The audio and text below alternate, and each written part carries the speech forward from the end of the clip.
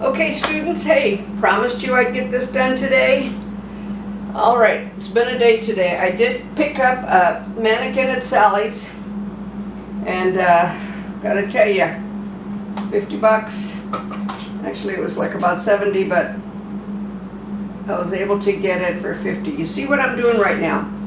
I've told you before, the parietal line comes here in this area, across the perimeter line, and as soon as the hair starts traveling down, that is your parietal line. So I'm going to take all this hair. This will be the first cut you'll be doing.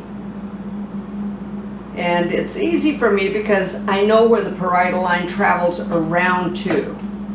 So I just kind of keep going, and I'll end up in the same spot on the other side. Okay. You want to get it as clean and as nice, a straight line as you can. That is important in this cut, to get it as clean and straight as you can. So I'm going to take it, clean that up. I don't want to get in front of you, but I might have to right here because it's starting to argue with me. All right, so sectioned off the parietal line. Oh, got my clips over here. And now I'm going to section off the flat part of the head. And you know that that just goes to this area right here, behind the ear, then the head starts curving around. Here's your clue. On this mannequin, it comes straight down. On some mannequin, it curves out just a little more. But I'm going to take it, nice, clean, straight line, flat part of the head, and I'm going to section this off. So this is going to be called the zero elevation haircut. Go to the other side, and I'm going to do the same thing. Is my elbow covering that so you can't see it? And that's where I have to be careful. I might need to move the mannequin over to the other side so you can really see it. Okay? We're still learning on the videos and stuff and trying to get them right for you. All right. Now we know that we would take it down to the nape line. See, that just fell right into place. So we're going to take it down to the nape line. However, in the occipital area here, we're going to subsection it in half, right at the center nape. Where would that be? The center nape would be right there. The vertex is here, comes straight down. So I know that the middle of that, and then come up to that nape area. So I'm going to section off two sections. Another option would have been to go from tip of the ear, horizontal. I've chosen to do it this way because on this particular cut, we're going to be traveling around. So I told you, I want you to diagram each cut. So the diagram is going to include how you're going to section it. Okay, you see, there's your nape. Nice and clean, and just section it out of the way. Her hair is really soft. All right, so before we get started on the cut itself, I told you we've got a diagram. I've got to write the instructions. So my first instructions are going to be, remember the question mark, the number 1, the number 2. All right, section off the parietal line. Section, parietal line. It's exactly what you're going to write on your paper.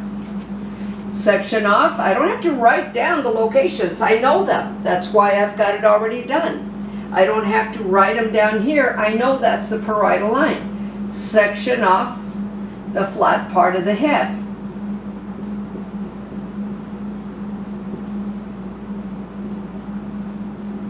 Now somebody else will call this the temporal area, but we know that we're only working on where it's flat because it becomes rounded on the top, rounded in the back.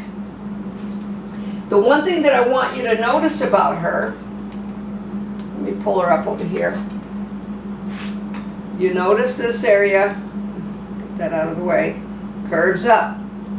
So she's got a little bit of a almost sideburn there. I hope you can see that. You'll see that on your own mannequins. This is going to be review for you when you get your mannequins. All right, and then we sectioned off the nape. And then in the back, so you could either do this, or you could draw another head form. And we know that's the back nape, right? There's her ears. Parietal line. We know that that's the flat part of the head. We know we sectioned off the nape and then cut it in half. So these are section, occipital. And then again, occipital. And on some cuts that we do, we may go tip of the ear to tip of the ear. For this one, we're going to do it in this form. And that's a lot of that has to do with the way that falls. So this is sectioning.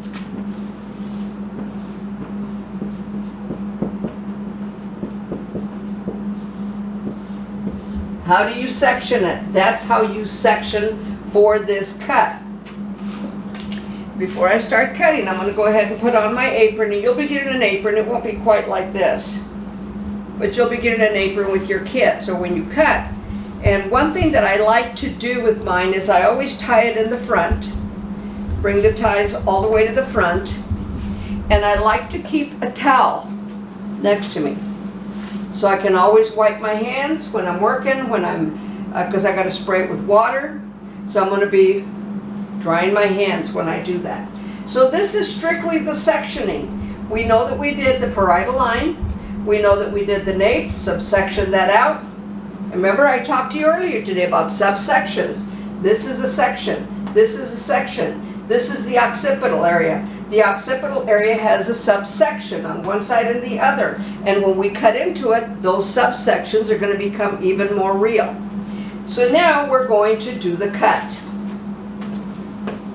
The cut itself is going to start at the back center nape, and that would be step one.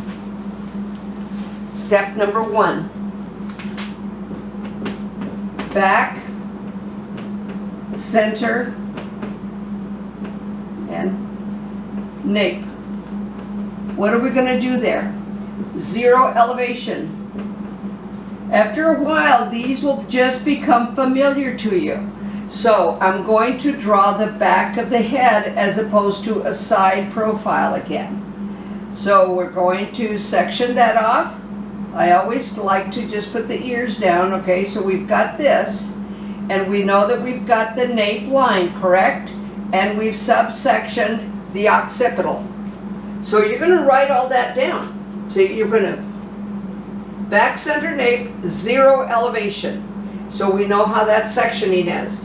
What we're going to do from the vertex or from the center nape, let's go the center nape, we're going to draw the hair straight down at the very center nape, and then we're going to cut it across. Right there only. So you're going to write that down. That would be number 2. Section at the center nape. Comb it straight down. Now I'm going to show it to you. Turn her around.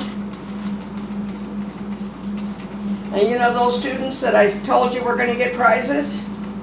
Here it is, right here.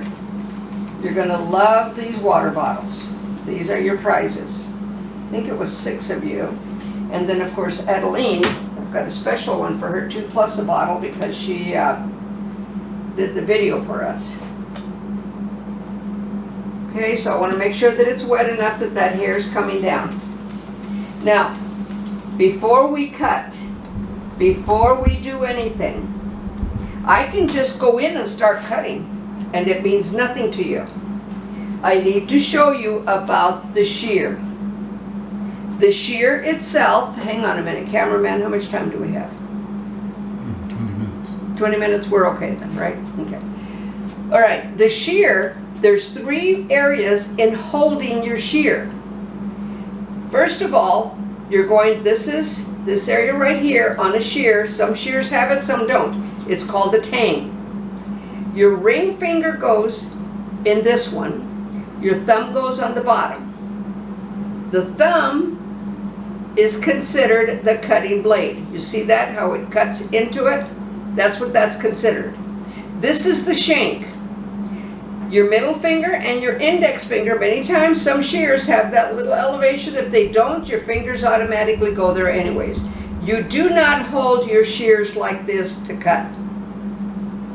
Totally unprofessional. You hold them with the palms or the very end of your fingers, right there. I'm going to place them, and there's 3 positions for the shears. This is called the primary position. We're not going to use this one yet. We're going to use it in some of our other cuts. The main thing that I want you to do before you do any of this, I don't care what shear you take, you can practice this now. Take it and hold your arm straight out. Bring it down. Don't do this. Keep that wrist up. So you're going to bring it down and you're going to bring it up. Now one thing I want to show you is look at the position of my thumb. See how that rolls back and forth on the thumb? I want you to see that. It rolls back and forth on the thumb, and the fingers, the balls of the fingers are what are moving it. It takes practice. You're going to have to get used to this. So before we do any of this, I want you to practice holding your shear. So you're going to do this first. You're going to hold it. You're going to bring it down. Now your shear can't do that. It's got it. Your arm has to stay totally focused on that. I want you to do that 10 times. So pause this video and do it 10 times. Okay, now that you've done that 10 times, I want you to do it 10 more times. However, this time with your eyes closed. So close your eyes, straight up and down, 10 times. Now when you come up, I want you to take a look at it. See how my fingers are all at an angle. They're not like this. They're at an angle. My arm is straight out. That's how I want you to practice it. This is the primary position. The next position is called a secondary position. That's this one. And again, and you're not moving the way the fingers are holding it at all. They're holding it the same way. You're going to come up, you're going to come down. What's going to happen is your shear is going to want to do this or it's going to want to do that. When you're trying to cut a straight line across, you can't have a shear doing this. It's your responsibility to watch and make sure that that shear is straight. So we're going to take it up, we're going to take it down. Take it up, take it down. Now, here's a factor. On doing this cut, if somebody's got really long hair, let's say I'm going to have to bend over. All right? Now I want you to see what happens when I bend over and do this. Okay? Watch what happens. What's the angle of the shear right now? What's the angle of the shear? Okay, we've got to focus it on the camera. See the angle of the shear? When I bend down, it's an automatic, natural movement. So I'm going to come back up.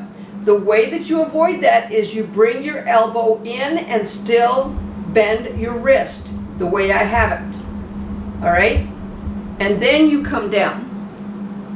And then you come up. Because if I have to come down and cut it, I want to make sure this shear is straight. Many times when I cut hair that long, I have the client stand up. They're going to only stand up for a little while. They want their haircut done right. So this secondary position, when you do it, if you're going to have to bend down, bring that elbow in. You practice in this form so you can see it. I mean, normally you are going to cut with the shear closer to you. But you practice in this form so you can see it, and what that does is it helps you organize your fingers on how to hold it. It's got to be perfectly straight. Okay, the last position is called the extended position. That's normally when you're cutting around the face. Okay? Let's say I'm going to be cutting around the face. I'm going to use the extended position. I'm not going to go like this. All right? To go to the primary position at an angle. It's normally this. Now, 3 things to a haircut. The sectioning, the elevation, and the angle of the cut.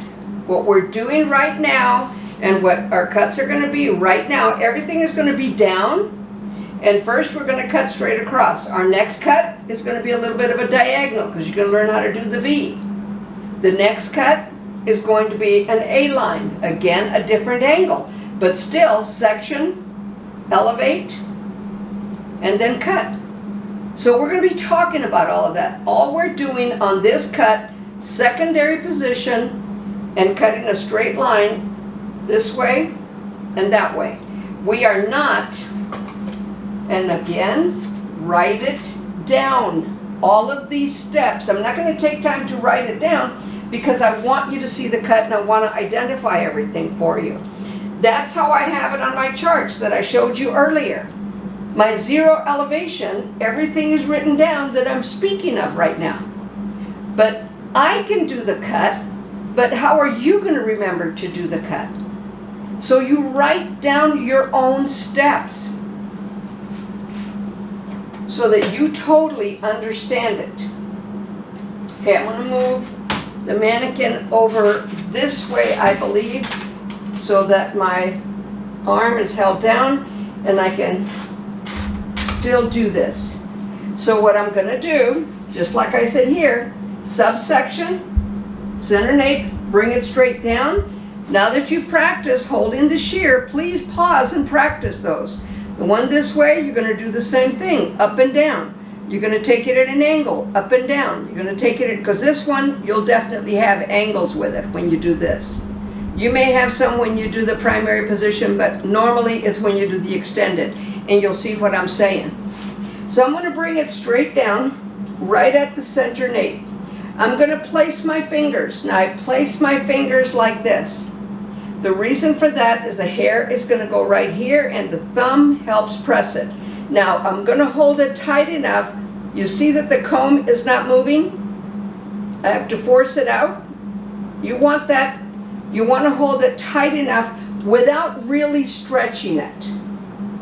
So I'm going to place it very center nape. I'm going to bring it down and I'm going to use my secondary position, making sure the first thing I do is I look up, that's straight, that's straight. Oops, let me do it again. Caught the shear on it. And then I'm going to just cut it straight across. That's it. Now what happens after this hair right here becomes a guide for this hair. This hair on this side becomes a guide for this side. Now, we are not going to take the hair and turn it over in this direction. You notice how this hair is traveling over. This hair is moving over. We don't want that. We want everything perfectly straight, straight down. So I'm going to take half of this section here and see, I'm working on this part of the head. I'm done with this part. I'm working around the head form.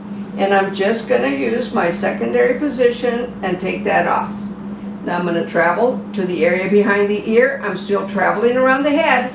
This is straight. Let me turn this so you can see it. This is straight. This is straight.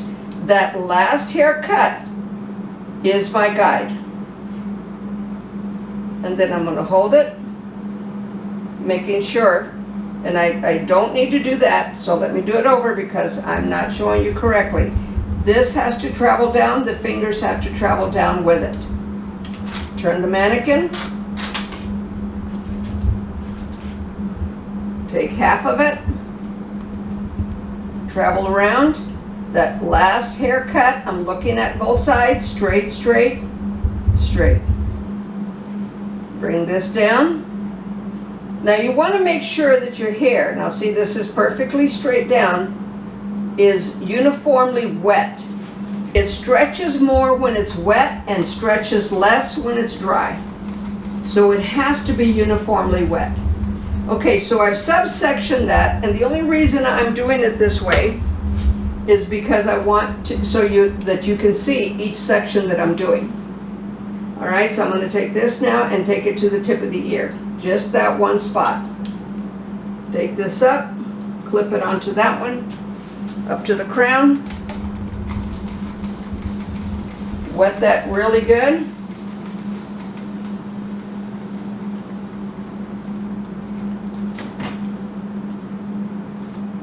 All right, now might be a little bit hard for you to see, and I'm gonna put a white piece of paper behind it so that you can get a good visual on it.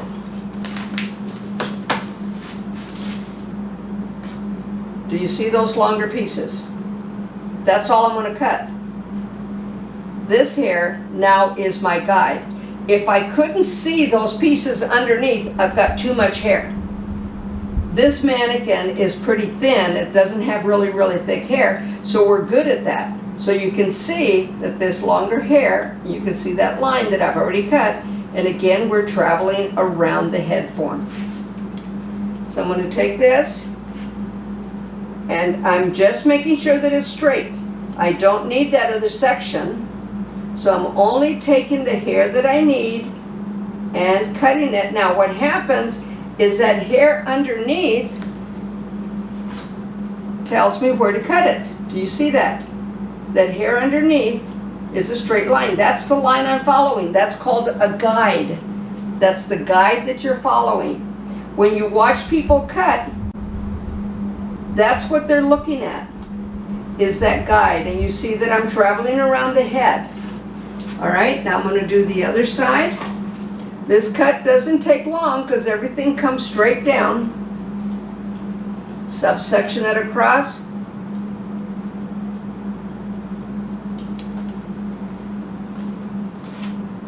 And there's not a lot to cut. Like I said, these mannequins are pretty fine. You get somebody with really thick hair, even a small section like that gets to be a lot of hair. Sorry.